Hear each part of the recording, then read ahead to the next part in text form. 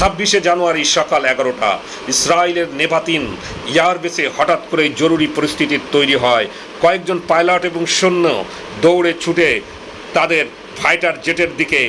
কারোর এক সেকেন্ডও সময় নষ্ট করার সুযোগ নেই, কারণ কিছুক্ষণ আগেই এই এয়ারবেসের উপর দিয়ে উড়ে গেছে বিশ্বের সবচেয়ে শক্তিশালী যুদ্ধ বিমানগুলোর একটি।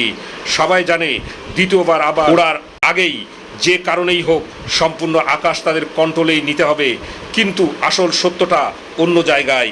ইসরায়েলের আকাশে প্রতিরক্ষা ব্যবস্থা পৃথিবীর মধ্যে অন্যতম শক্তিশালী। তাদের বিখ্যাত আয়রন ডোম সবসময় প্রস্তুত থাকে এবং এর সাথে রয়েছে অত্যাধুনিক পঞ্চম প্রজন্মের রাডার সিস্টেম।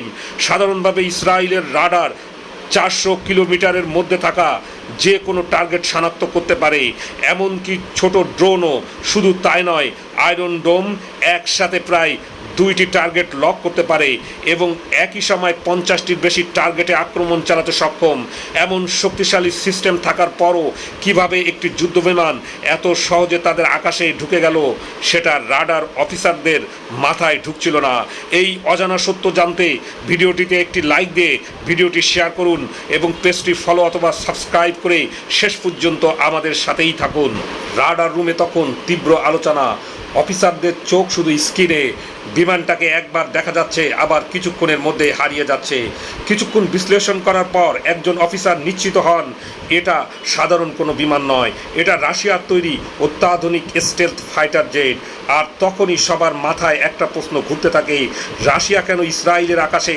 এরপর পরিস্থিতি আরও জটিল হয়ে ওঠে, কারণ রাশিয়ান যুদ্ধ বিমানটি তখন ইসরায়েলের বন্দর এলাকার কাছাকাছি ঘোরাফেরা করছিল।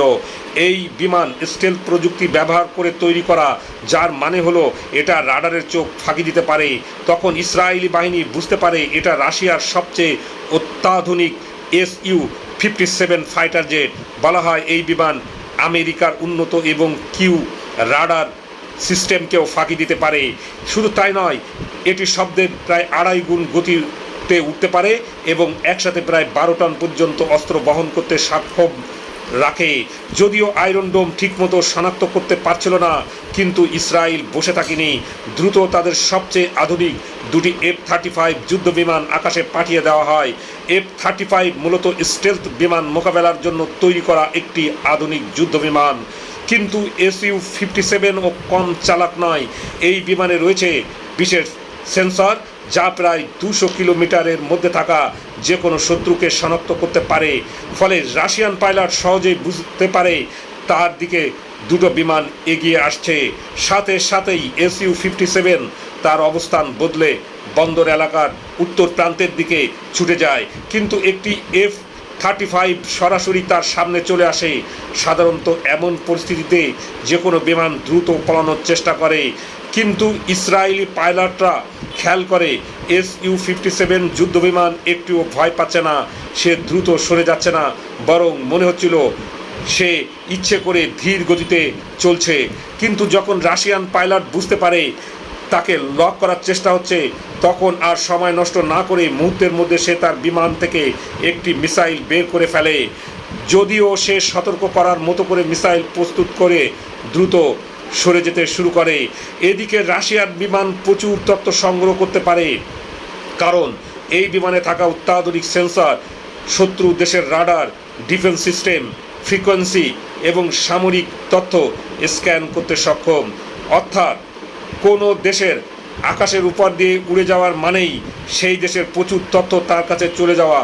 তবে মিসাইল বের করার কারণে সেন্সর তাকে তুলনামূলকভাবে ভালো ট্র্যাক করতে পারে। আর তখনই দ্রুত সিদ্ধান্ত নেওয়া হয়, আর অপেক্ষা করা যাবে না। সাথে সাথেই 2টি মিসাইল ছুটে যায় Su-57 বিমানের দিকে। রাশিয়ান পাইলট জানে সে যদি বন্দর সীমা পার হয়ে বের হয়ে যেতে পারে, তাহলে ছুটে আসা মিসাইল আর কিছুই করতে পারবে না। কিন্তু এই মিসাইলগুলো অত্যাধুনিক এবং এতে থাকা সেন্সর শত্রুকে লক করে ধাওয়া করতে থাকে। অর্থাৎ একবার লক হয়ে গেলে পলানো সহজ নয়। রাশিয়ান পাইলট বুঝে যায় যদি এই লক থেকে বের হতে না পারে তাহলে বিপদ নিশ্চিত। কিন্তু এখানেও সে ছিল চিন্তামুক্ত, কারণ Su-57 রয়েছে শক্তিশালী JY-86 জ্যামার।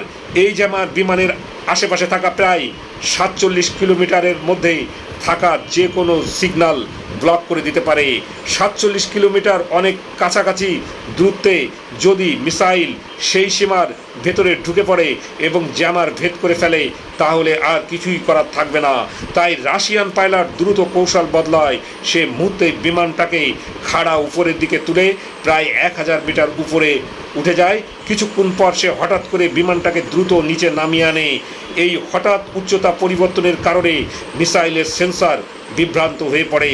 এই সুযোগেই Su-57 দ্রুত সীমার বাইরে বেরিয়ে যায় এবং নিরাপদে চলে যেতে সক্ষম হয়।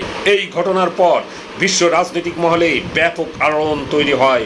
অনেক বিশ্লেষক বলছেন রাশিয়া এটা করেছে শক্তি প্রদর্শনের জন্য।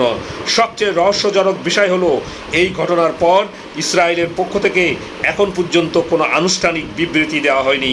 তবে বিশ্লেষকদের মতে যদি এমন ঘটনা বারবার ঘটতে থাকে তাহলে ইসরায়েল ও রাশিয়ার সম্পর্ক নিয়ে প্রশ্ন উঠতে পারে।